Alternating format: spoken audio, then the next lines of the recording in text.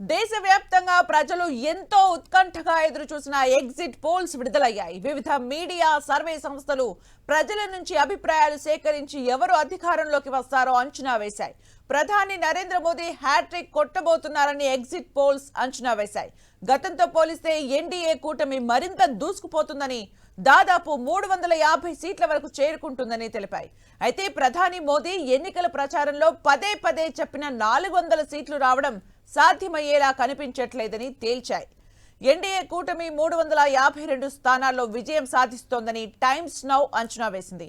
Republic PMA RQ 359, NDTV poll of polls 371, Republic Matrize 353 నుంచి 368 సీట్లతో కమలం పార్టీకే పట్టం కట్టాయి. జీ న్యూస్ 353 నుంచి 367, జన్ కీ బాత్ 362 నుంచి 392, దైనిక్ భాస్కర్ 281 నుంచి 350 సీట్లను ఎన్డీఏ కూటమి గెలుచుకుంటుందని తెలిపాయి. ఇందులో ఎటు చూసినా ఎన్డీఏకు కనిష్టంగా 281, గరిష్టంగా 392 స్థానాల్లో విజయం సాధించే అవకాశాలు ఉన్నట్లు సర్వే సంస్థలు తెలిపాయి.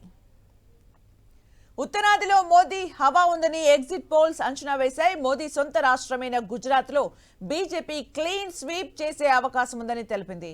ఇండియా కూటమి పార్టీలు అధికారంలో ఉన్న కర్ణాటక, ఢిల్లీలోనూ బీజేపీ మెజార్టీ సీట్లు సాధిస్తోందని చెప్పాయి.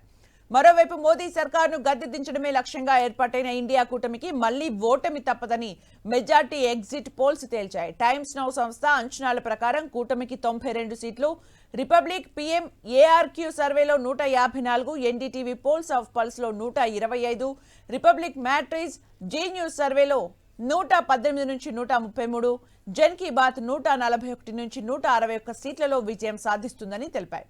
మోదీ వేవ్ కు ఇండియా కూటమి ఏమాత్రం ప్రభావితం చూపే అవకాశాలు కనిపించడం లేదని చెప్పాయి. ఇండియా కూటమికి అనుకూలంగా ఒక్క సర్వే కూడా రాకపోవటం చర్చనీయాంశమైంది.